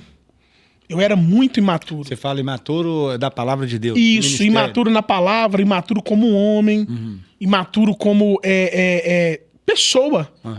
E foi a Tamires que Deus usou muito para me moldar, mas muito mesmo. E a Tamires nunca desistiu de mim. E se tem uma pessoa que me conhece muito bem, é a Tamires. E a Tamires conhece aqui partes da minha vida que talvez dificilmente vocês conhecerão. E talvez dificilmente conhecerão. Não é segredo, mas não é isso. Não é segredo. Não é segredo. Mas que não cabe a outras pessoas isso também.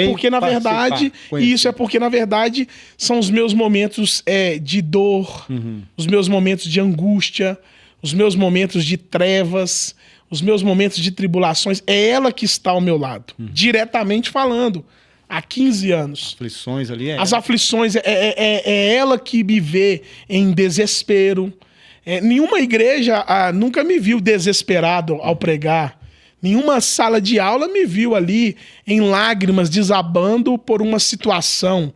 A Tamires não, ela está comigo. Então a Tamires é uma mulher de Deus, é uma mulher muito forte, muito resiliente, muito persistente, uma mulher de oração. Agora, quando se trata das pessoas que investiram em mim, inclusive passou-se o Dia dos Pais, né? Domingo aí que se passou, eu mandei mensagem para alguns que eu considero os meus pais na fé, com as suas esposas, mães na fé, pastor Guilherme Ribeiro Vilaça e a irmã Laís. Este é hoje, sem sombra de dúvida, a pessoa mais importante na minha vida após a Tamires, ele e a Laís. Foi para ele que eu confessei a minha vida, a primeira vez. Foi para ele que tem uma expressão aí mineira que você diz assim, eu rasguei o frango. Rasgou o verbo ali, falou foi para ele. Foi para ele. Sem ressentimento nenhum. Nada, sem esconder nada, nenhum detalhe. Ele sabe. Então, pastor Guilherme, pastor Wilson Geraldo de Oliveira, esposo da irmã Valéria, ele me formou ministerialmente. Ele fez meu noivado. O que é o formar ministerialmente? Sabe o jogador quando tá na categoria de base? Aquele primeiro que mostra direita, esquerda, cabeceio. Esse é o pastor Wilson na minha vida. E essa é uma fase muito importante na vida do jogador. Aprender os primeiros princípios básicos do futebol. Então o pastor Wilson me ensinou o que era ser um cristão, servir, o que era honrar alguém. Pastor Wilson foi o técnico do Deison. Foi o meu técnico aí, viu, pastor? Formou camisa 10. Foi meu Tele Santana aí, ó. Formou camisa 10 ministerial. Formou, porque ele me ensinou, porque ele me corrigia muito. Pastor Wilson, ele me corrigia muito. De forma veemente ou assim, dava uma marejada de vez em quando? Ele não era muito bravo, não, mas ele era muito firme. Sabia cobrar, né? Ele era muito firme. Aí teve uma vez que ele me passou em um teste e eu não fui aprovado. Aí ele falou para mim, sou Davidson, meu filho. Ele conversa assim, Davidson, meu filho. Sabe quando você tá observando uma fruta? Aí você diz assim, ó, tá verde, tá amadurecendo, amadureceu, agora eu vou lá no pé colher. Aí a pessoa, quando vai pegar a fruta no pé, ela deixa cair a fruta no chão, espatifa e perde a fruta. Eu falei, sim, pastor. Ele falou, é você. Agora você vai voltar pro final da fila. Bacana. Ele me corrigia muito, ele me ensinava muito a eu entender que eu não era assim, ó, entendam, tá? Ele me ensinava muito a eu entender que eu não era nada, que eu não era ninguém. E isso fazia eu ter ali um conflito dentro de mim. E ele me ensinou muito a honrar, a valorizar. Pastor Enilson Vitório ficou muito pouco tempo comigo, mas ele fez meu casamento.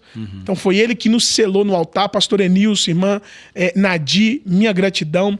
Pastor Carlos, irmã Jaqueline, que talvez dos pastores foi assim o que nós mais amizade tivemos pessoal. Todos nós temos proximidade muito boa. Mas nós éramos aqueles que, inclusive, eles moravam numa casa no João Pinheiro e só no quarto deles tinha ar-condicionado. Isso aqui eu vou contar, viu, pastor Carlos? Vai falar segredo aí. Isso aqui eu posso contar. Se ele ver esse podcast, ele vai ficar sabendo. E aí, ele tem 3 filhos, né? Que é o Felipe, o André e a Débora.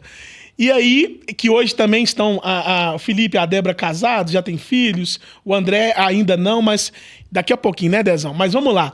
E aí, rapaz, em tempo de calor, nós dormíamos juntos por causa do ar-condicionado. Aglomerava todo mundo ali. Aglomerava todo mundo ali. Vai ser aqui hoje. Nós íamos para a Farmácia Araújo, de madrugada, comprar chocolate para comer. Nós fazíamos aquelas comilanças, nossa, aqueles momentos. A irmã Jaqueline, só, então. A irmã Jaqueline, estamos com saudades, viu? Da senhora, do pastor Carlos, mas também daquela... Parece, viu? O homem tá com saudade. Hoje eles estão ali na cidade de São Sebastião do Paraíso, depois ali de Araxá. Eles estão ali longe, mas vai aparecer. A irmã Jaqueline fazia uma fraldinha no forno assada. Fazia aquele tabuleiro suculento. Então... Aí era festa. Somos muito gratos a Deus porque eles nos acolheram, nos abraçaram muito. Uhum. E sempre acreditaram em nós. Como pregador, como pastor, como professor, como homem de Deus. Né? Eu tenho uma gratidão muito grande a eles. E eu tenho um amigo que hoje ele se tornou assim, o meu melhor amigo, que é o pastor Reginaldo. Inclusive hoje estava lá em casa tomando um café. Pastor Reginaldo, após o pastor Guilherme, é o homem a quem eu derramo a minha alma. Eu confesso os meus pecados, minhas falhas, nós choramos, nos alegramos juntos. Ele se tornou muito importante para mim de uns anos para cá. Tem algumas outras pessoas, pastor Marco Antônio, meu querido Marcão. Se for citar...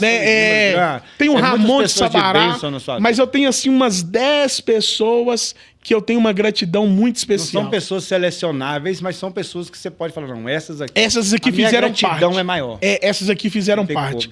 Né? Então, assim, eu sou grato a Deus. Pastor Geraldo, o último que eu vou citar aqui, pastor Geraldo, esposo da irmã Maria Guerra. Nós ficamos 9 anos juntos.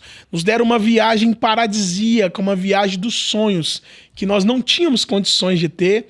E fomos ali para a Costa do Sauípe. Lembra que você me mostrou do relógio? Sim. Pastor Geraldo, sim, pastor Geraldo e assim, irmã Maria Guerra, ficamos 9 anos juntos. É uma gratidão que eu tenho a ele, sem preço, porque ele foi um pastor amigo, um pastor que nos acolheu na casa deles, pastor que nos acolheu na intimidade deles, da vida particular deles. Minha gratidão ao pastor Geraldo e irmã Maria Guerra também. Gratidão aí, viu, gente? Gratidão. Albert Einstein disse, viu? Vou deixar isso aqui para todos aqui do Papo com Abdalas.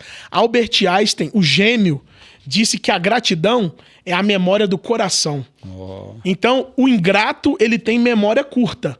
O grato, não. O grato, não. Amém? É igual aquele fato, né? Quem bate, esquece, mas quem apanha, não esquece, não. Então, não esqueça, viu? Esqueça. Existem 2 tipos de pessoas que você não deve esquecer. Nós não queremos provocar aqui nenhum sentimento de alguma, revolta ou contenda. Não. Mas existem 2 tipos de pessoas que você não deve esquecer. Aquelas que seguraram na tua mão quando você precisou e aquelas que soltaram da sua mão quando você precisou. Você guarda rancor, Davidson? Não, eu guardo memórias. Só que aí você tem que entender com maturidade o propósito de Deus também na sua vida. Tem pessoas, Abdalas, que elas não fazem mais parte do propósito da tua vida. Então, eu tenho uma frase que ela é retirada de um livro, que a frase é: não insista, deixe ir. Você não pode querer que fique na tua vida quem quer ir embora. Você não pode que queira permanecer na sua vida quem não quer ficar. Não quer ficar. Por quê? Porque tem pessoas que não fazem parte do seu futuro. Então, se elas não fazem parte do seu futuro, elas não podem permanecer no seu presente. Tem um amigo meu, a gente trabalhou junto muitos anos, ele fala assim que lá na rua, tudo que for ruim, você deixa lá. Absorve para sua vida as coisas boas. Os conselhos bons, traga tudo para sua vida. Agora, o ruim, você não deixa passar da porta para dentro, não. Deixa não. Que não vai contribuir em nada, não vai agregar em nada na sua vida. Então, deixa lá fora. Nada. Muito bom, viu? Então, minha gratidão a essas referências. E só deixar uma frase aqui do pastor Guilherme, que é a frase que nós carregamos entre eu e ele. Pastor Guilherme nunca me deixa esquecer. Medeiros, ele me chama de Medeiros. Medeiros, a obediência a Deus sempre vai gerar conflito dentro da tua alma. Com certeza. Então, é coisa boa. É coisa boa. Vamos lá. Segue aqui no Rastro da Várzea, Papo com Abdalas, Davidson Medeiros. Medeiros, né? Medeiros. Medeiros. Todos nós enfrentamos momentos difíceis ao longo da vida. Existem fases em que o peso das responsabilidades... Aí, ó, lembrei do Peter Parker agora. Com grandes poderes, vem grandes responsabilidades. Ah, o grande Homem-Aranha, né? Das lutas e das decepções. Parece maior do que conseguimos suportar. Em algum momento da sua caminhada, já pensou em desistir? Houve ocasiões em que as dificuldades do ministério, da vida pessoal ou da própria missão fizeram com que o Senhor questionar se deveria continuar? E quando esse momento chegar, o que o fortaleceu para permanecer firme e seguir em frente no seu propósito, preparado para que o propósito que Deus preparou para a sua vida? Eita!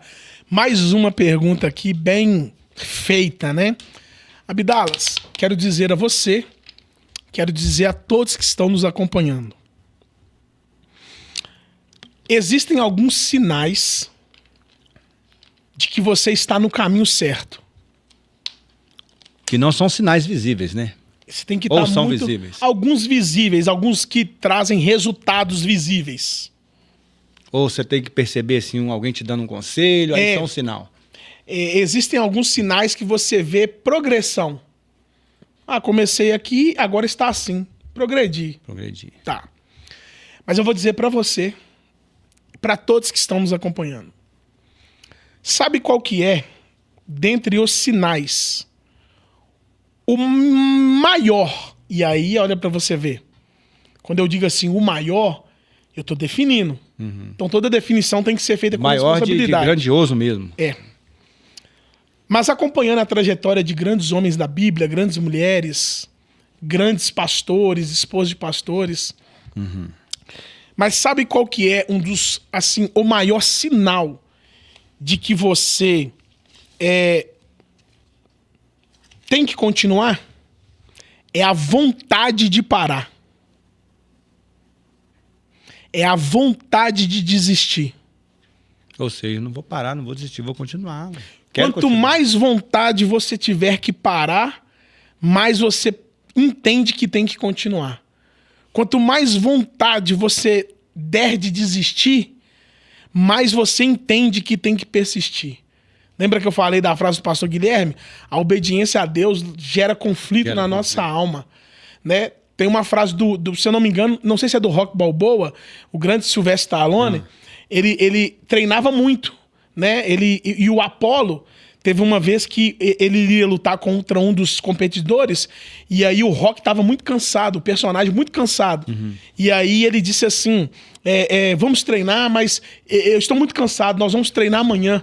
E o Apollo disse assim, não haverá amanhã. Não haverá o amanhã. Existe o hoje, Rock.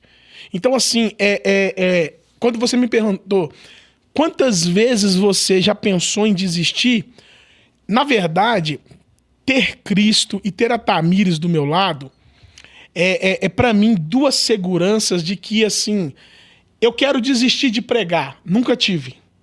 Eu quero desistir de dar aula. Também nunca tive. Porém, já teve momentos em que eu fui sangrando. Em que eu fui muito ferido. Em que eu fui cansado. As tribulações chegam, né? Em que eu fui machucado. Porém, nós temos que entender que a nossa vida ela está condicionada a esse propósito. Então, assim, durante, vamos pôr então, 15 anos, incontáveis vezes que eu já tive, assim, mas incontáveis, inúmeras, eu posso dizer milhares, porque é muito tempo. Mas uma das maiores certezas de que você tem que continuar é a sua vontade de parar. Uma das maiores certezas de que você tem que ir é quando você quer desistir. É porque gera um conflito, é paradoxal. Conflito, né? Desistir não é opção. E aí você tem que guardar isso no teu coração, viu? Você precisa guardar isso no teu coração. Guarda bem guardado aí, viu? Um dos sinais que você recebe de que o que você está buscando está chegando é quando a sua vontade de desistir aumentar. Fica esse segredo pro teu coração. Não esquece essa palavra aí não, viu, gente? Segue isso aí que vai dar certo pra você. Quando a sua vontade de desistir aumentar, pode ficar atento, porque tá chegando aquilo que você tá buscando. Pegou? O recado tá dado. É por isso que você tem que ficar esperto, porque se você desistir, aí tem até aquela imagem que a gente vê na internet sobre a persistência. Um rapaz foi cavando e faltou muito pouco para ele chegar nos diamantes que estavam bem aqueles próximos. milhares de diamantes, né? Ele recua. Isso aí. É isso aí. O Papo com Abdalas agora vai trazer uma pergunta aqui, rapaz, essa aqui. Não sei se eu faço, se eu vou odiar ela. Posso perguntar? Tá preparado? Não sei se estou. A gente tem que estar sempre preparado, não? Eu não sei o que virá. Por trás de todo homem que dedica sua vida ao ministério, existe também uma família que participa dessa missão. Como a sua esposa lida com todas essas suas responsabilidades? Como é conviver com o pastor, com o pregador, com o professor, com o teólogo, dentro de casa? Ela consegue separar cada uma dessas funções da pessoa do Davidson, ou vocês vivem este chamado juntos, compartilhando os desafios, as alegrias, as responsabilidades do ministério como um verdadeiro parceiro de caminhada? Na sua opinião, qual é a importância da sua esposa para que o Senhor permaneça firme e cumpra com o propósito que Deus lhe confiou? Se eu soubesse que era essa pergunta aí... Você achou fácil? Demais. Essa tá tranquilo? Demais da porque eu deixei a outra, pulei ela. Vamos lá. Pastor Guilherme me ensinou algumas coisas, e dentre elas, uma que eu não esqueço é que a palavra do Senhor disse assim, maridos... Pastor, ele ministra ao seu lado? Ele é meu pai na fé, né? Ele tem a igreja dele lá em Venda Nova, a igreja CMA aí para as nações. E ele é, assim, né? Meu tutor espiritual, né? Então vamos lá. Ele diz assim, a palavra do Senhor diz que os maridos devem honrar as vossas esposas para que as nossas orações não fiquem impedidas no céu. Então, vamos lá. Qual que é a importância da Tamires e se ela entende essa separação?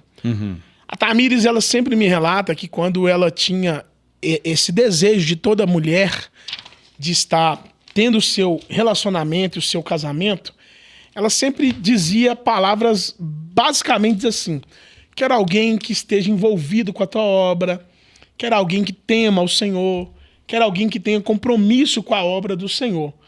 Só que quando eu casei com a Tamires, nem eu imaginei o que eu me tornaria. Eu não imaginava que eu me tornaria o que Deus me fez tornar, que é ser um pregador, um pastor, um professor, um teólogo, porque eu era simplesmente um cristão. Você vê isso como algo muito grandioso na sua vida ou é algo que você você não imaginava, mas esperava que podia acontecer? É porque, na verdade, a chama ela vai sendo aquecida, confirmada. A vocação faz você interessar por coisas. Então, por exemplo, no meu primeiro ano de cristão, eu fui fazer teologia, mas eu fui fazer teologia para mim. Eu fui fazer teologia para me aperfeiçoar. Não foi para... Sem propósito a longo prazo. Era para você. Nenhum. Algo que você queria conquistar. Eu queria. Você falou, eu quero. Eu quero. Então, o que acontece? A Tamires, ela tem uma facilidade muito grande de entender isso, porque eu também tenho mostrado para ela quem é o Davidson, marido, pastor, pregador, teólogo e professor. Por quê? Abdalas, tem um pensamento, e isso daqui fica para os nossos jogadores caros, os meninos que estão chegando. Para os seguidores aí do canal No Rastro da Várzea. Os seguidores que estão aí, os abençoados e abençoadas aí. Tem uma frase que diz assim: ai de mim ser ministro para 500 pessoas na minha igreja e não ministrar para minha esposa no meu lar. Então, o primeiro ministério de um pastor é a sua família. Não é a igreja. Porque um pastor saudável cuidará saudavelmente da sua igreja. Um casamento saudável de um pastor conseguirá cuidar de casamentos que estão tendo dificuldades na sua igreja. Não é casamentos perfeitos, mas ele precisa cuidar dessa sua parte da sua vida primeiro pessoal, para depois ele pensar na sua vida ministerial.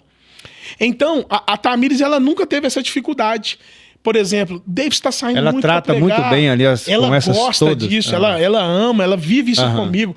O David está saindo muito para pregar, está saindo muito para dar aula, o David está viajando. Não, é claro que nós temos ordem, decência, temos limites, temos, não é imposições, mas temos prudência.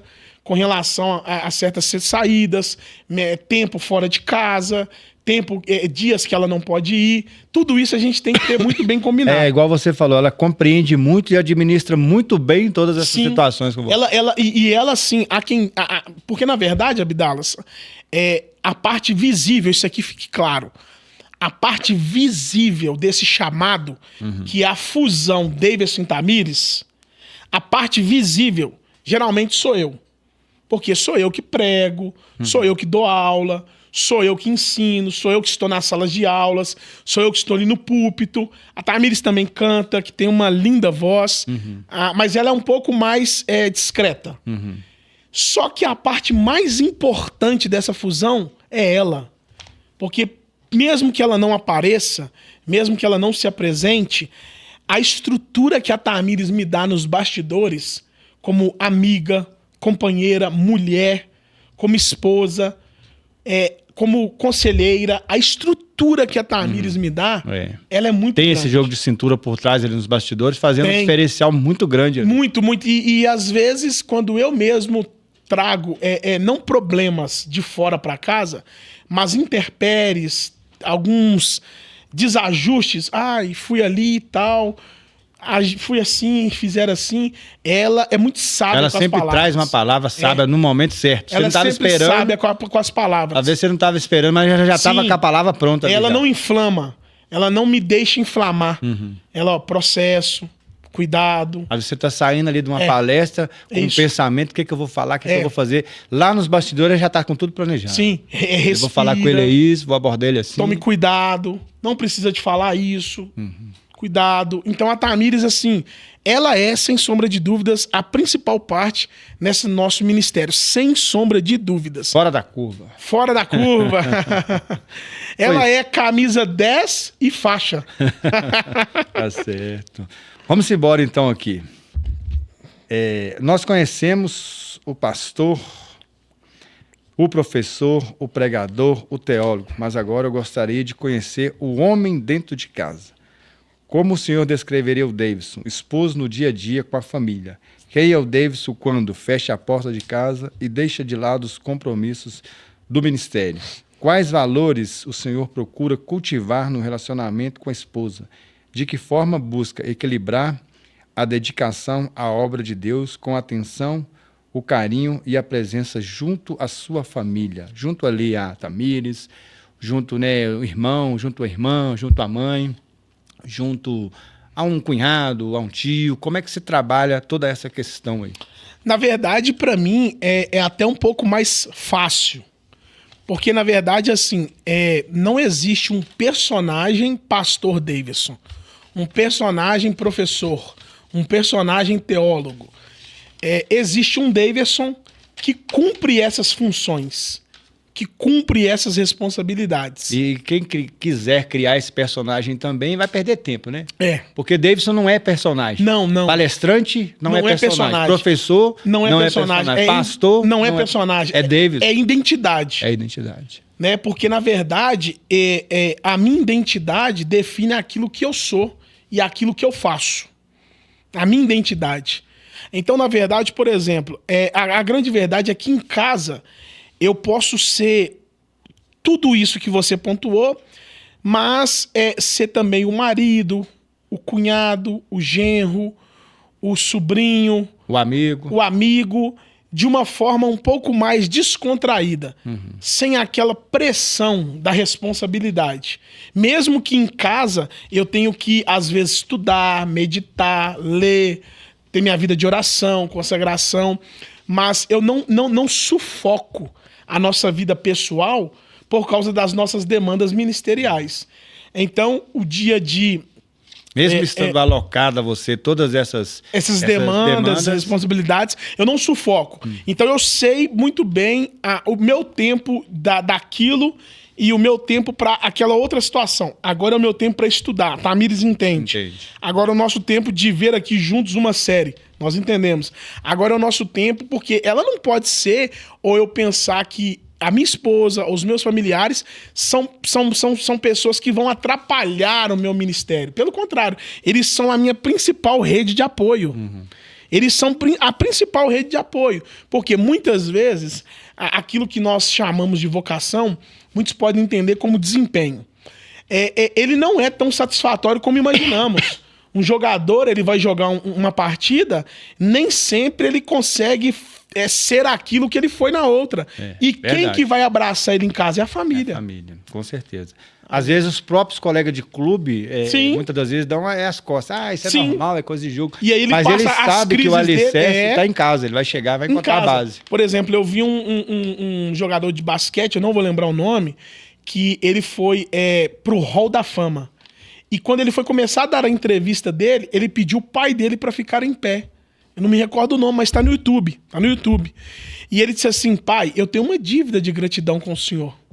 Porque muitas vezes, lá na quadra, atrás da nossa casa, quando eu chorava, quando eu ralava, machucava, quando eu queria desistir, era o senhor que me incentivava. Então hoje o mundo conhece aquele jogador de basquete, mas o pai também conhece aquele jogador de basquete e aquele que chorava sozinho. Uhum. Então a Tamires, ela sabe das minhas dores, das minhas decepções, inclusive o meu sogro, pastor Afonso, que é o pai da minha esposa, minha sogra, irmã Aparecida, que é a mãe da minha esposa. São pessoas maravilhosas, meu né? Meu cunhado Greciano, vovô Geraldo, que está conosco lá, que é o pai da irmã Aparecida. Eu quero deixar aqui até mais uma fala a todos os ouvintes, todos que estão acompanhando, a respeito de convivência com sogra, a respeito de convivência com genro. A gente sabe que existe ali um cuidado protetor da mãe. Há uma preocupação muito grande de como o marido está tratando a sua filha. E nem sempre serão 100% flores o relacionamento. Mas entenda, ainda que a proximidade não seja tão grande, ainda que não seja tão próxima, entenda. Josué Gonçalves, um pastor terapeuta familiar, ele disse assim: quem não honra a sogra, entenda, viu? Honrar e conviver nem sempre são coisas, tá? Mas ele diz assim, ó, quem não honra a sogra despreza o útero que gerou o amor da sua vida. Amor da sua verdade, exatamente. E então que fique claro, honrar talvez não vai ser aquela convivência sempre. Mas é quase a mesma coisa que nós falamos dos pais aqui. Porque se a sua esposa precisar que a mãe dela seja cuidada, vocês vão ter que ser essa rede de apoio. Tem que ser essa se o pai. Com certeza. Então, assim, hoje eu posso dizer, sem sombra de dúvida, minha gratidão a Deus pela vida da minha esposa, pelas correções e orientações, ao meu sogro, à minha sogra, pastor Afonso, irmã Aparecida, ao Greciano, meu cunhado, e a todos vocês que fazem parte aí da família Freitas. É uma honra muito grande estar com vocês. Família Freitas aí, ó, no foco agora dessa pergunta aqui, trouxe e agregou aí a resposta e deixando para vocês essa mensagem, viu, gente? São pessoas maravilhosas realmente. Greciano, Tamires, Aparecida, Afonso, Geraldão. Aquele abraço, aquele beijo no coração de vocês aqui do Abdalas, no Rastro da Várzea. Davidson, estamos chegando à reta final aí desse nosso bate-papo, que para mim é uma alegria imensa aqui no coração ter você comigo aqui, trazer você aqui para fazer parte desse meu trabalho. Cara, meu coração está aqui explodindo de felicidade, né, de ter você trazendo para nós muito conhecimento, muita sabedoria, trazendo palavras assim revigorantes para que a gente possa ter muito mais compreensão do que é realmente ser um pastor, do que é ser teólogo, do que é ser professor. Chegando aqui ao final desse nosso bate-papo, antes de encerrarmos, quero agradecer de coração pela sua presença, pela sua disponibilidade e por compartilhar conosco um pouco da sua história, da sua fé, da sua caminhada ministerial. Para concluir, gostaria que o senhor resumisse toda essa conversa, todo esse nosso bate-papo aqui, em poucas palavras, o que tem representado todos esses anos de ministério na sua vida. Ao olhar para a trajetória que Deus lhe permitiu construir até aqui, qual é o maior aprendizado que o Senhor leva consigo? E olhando para o futuro, quais são seus sonhos? Quais são seus projetos? Há novos desafios, ministérios, iniciativas que o Senhor deseja realizar? Onde o Senhor acredita que Deus ainda possa levá-lo? Até onde? O que o Senhor espera alcançar nos próximos anos de vida nessa sua caminhada ministerial aí? Sempre com o propósito de servir ao Senhor e anunciar o Evangelho, espalhar o Evangelho mundo afora. mais uma vez, obrigado de coração pela sua participação. Deus continua abençoando ricamente a sua vida, sua família, o seu ministério, que é uma coisa exemplar, grandiosa, né? Vou falar aqui que tem uma inveja, mas é uma inveja do bem, que eles falam que inveja é coisa do mal, né? Mas uma inveja do bem, de trazer consigo, né, por tantos anos, acreditar fielmente que o ministério faz parte da sua vida, faz parte dessa tua trajetória maravilhosa que vem marcando aí há muitos anos já. Quero agradecer de coração mesmo a sua presença aqui. Fala para nós um pouquinho então, isso. Pois é, Abdalas, também quero aqui agradecer por este honroso convite. Quero agradecer por essa nobre oportunidade. E confesso a você que não era digno de estar aqui. Ah, para, né? Muita bondade da tua parte, minha gratidão mesmo. Eu agradeço. Espero voltar outras vezes. Vamos fazer mais, com certeza. Termos mais oportunidades. E com a resposta final, a grande verdade é que eu tenho vivido de uma forma que eu fico na dispensação de Deus. Não somente à disposição, mas na dispensação. Eu fico aguardando o que o Senhor Deus tem para mim. Porém, eu também preciso responder ao que o Senhor já me deu. Então, o Davidson de 10, 12, 13 anos atrás, realmente não é mais o Davidson de hoje. Ele hoje alcança um número de pessoas incontáveis que sou grato a Deus por cada um que me acompanha, seja num púlpito, seja em sala de aula, seja em vídeo, né? Seja em vídeo. Então, eu sou muito grato a Deus. Seja nesse podcast. Seja nesse podcast. Eu sou muito grato a Deus pelas pessoas que dizem assim, é meu professor, minha referência, é um homem de Deus, é pregador. Porém, eu entendo que isso é um peso muito sério. É um peso, uma responsabilidade muito grande. E espero continuar glorificando o nome do Senhor através dessa jornada. E o que eu mais aprendi nessa caminhada, o que eu mais aprendi nessa jornada, é uma coisa que o pastor Guilherme também me ensinou. Ele disse para mim assim, Davidson, a vida, a caminhada, o evangelho é tão difícil que nem Jesus conseguiu carregar a cruz dele sozinho. A palavra do Senhor diz que quando Jesus estava subindo para ser crucificado, Simão, o Cirineu, ele aparece para ajudar Jesus a carregar a cruz, porque ele já havia sido flagelado, ele já havia sido torturado, ele já havia sido espancado. Então, fisicamente, Jesus não suportaria. Então, o que eu quero deixar para todos aqui do Rastro da Várzea, Papo com Abdalas, é isso. Não caminhe sozinho.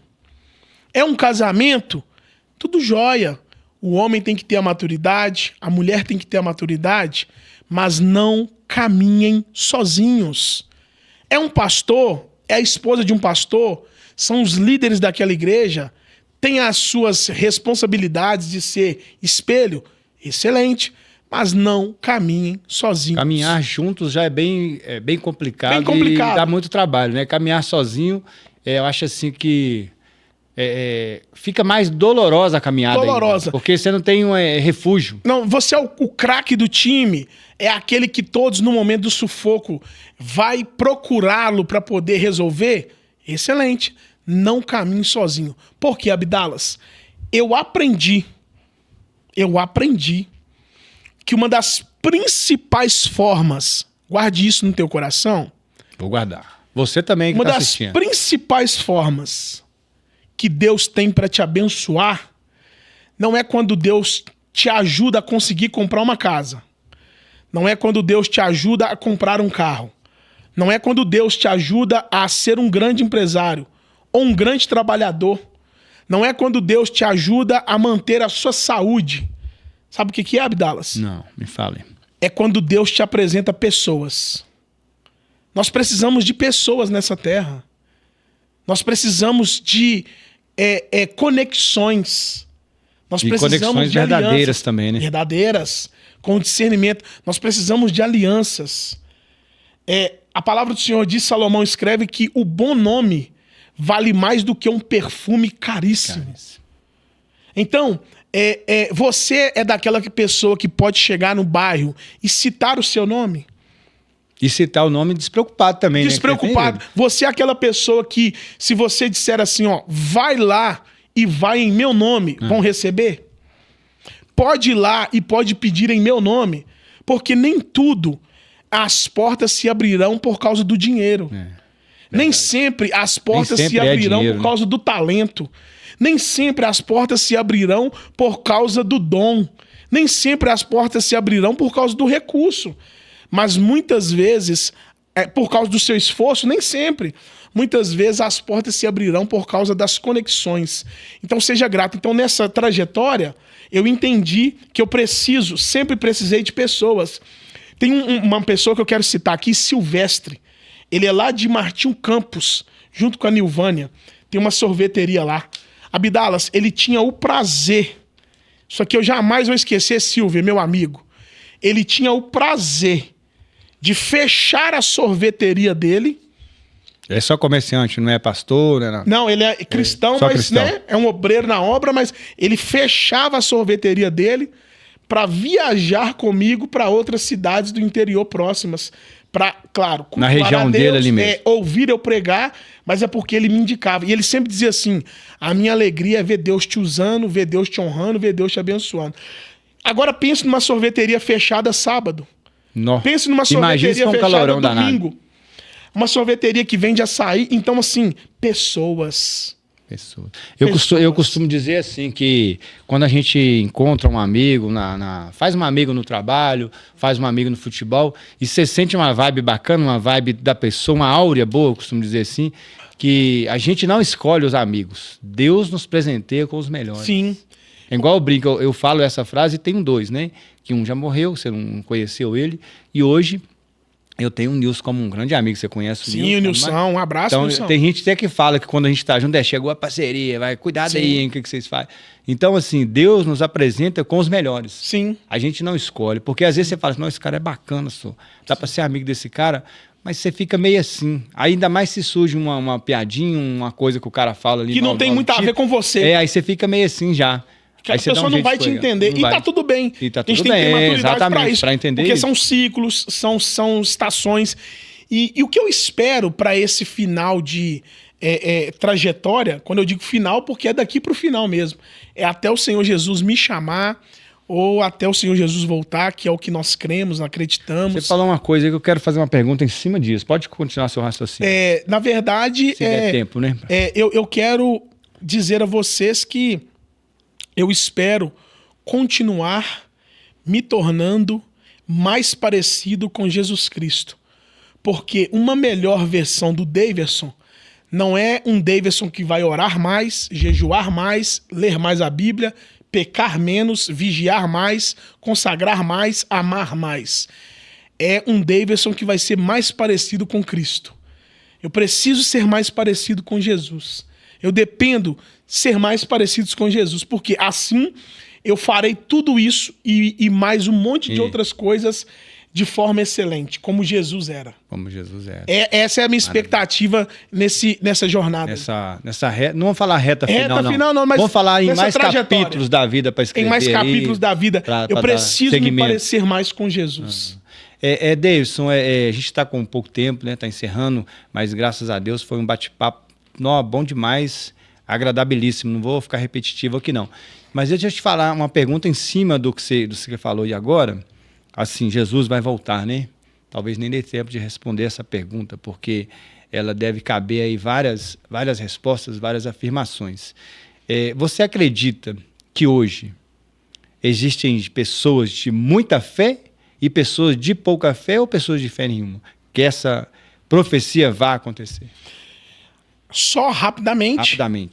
A fé é o nosso elo com o mundo espiritual.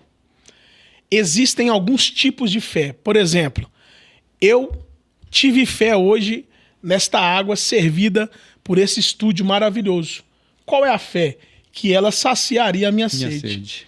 Nós tivemos fé hoje ao pegar o elevador e ser conduzidos até o 6º andar, né? Por quê? Porque tivemos fé que ele funcionaria mecanicamente e nos traria aqui. Eu tive fé hoje no meu carro, que nos trouxe até aqui. Essa semana eu tive fé num medicamento, porque eu entendi que os ativos ali funcionaria para minha dor. Mas quando se trata dessa questão sobre a volta de Cristo, existe uma fé que nós chamamos de fé salvífica, que é a fé gerada para a salvação, que é o próprio Deus que gera no coração de alguém. É o próprio Senhor Jesus que gera, através do Espírito Santo, do convencimento do pecado, da justiça e do juízo, da ira vindoura de Deus, do que está para vir, do juízo, do final, do fim. Nossa. E existem pessoas que hoje estão nessas três classes de fato, que nós de fato podemos conversar em um outro momento. Existem pessoas que estão ansiando sim a volta de Cristo, existem pessoas que têm dúvidas sobre a volta de Cristo, e existem pessoas que acreditam que Cristo não mais voltará. Nós cremos que Cristo pode voltar a qualquer momento. Nós cremos na volta iminente do Senhor.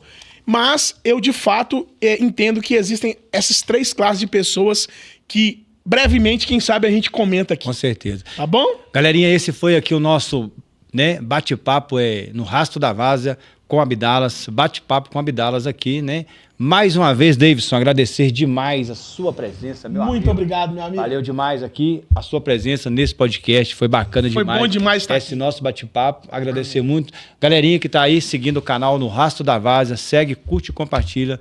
Deixa aí seus comentários, segue lá o canal, vê esse podcast, esse material bacana, maravilhoso que foi feito aqui com muito carinho para você, telespectador aí do canal. Fechou? Aquele abraço. Muito obrigado, minha gratidão, David. Um abraço a todos vocês. Segue aí no Rastro da Várzea, que o Abdalas ele tem sido relevante não só no cenário do futebol, mas na comunidade, no bairro, no entretenimento, nos assuntos do mundo. Você não vai se arrepender. Viu? Rastro da Várzea. Até a próxima.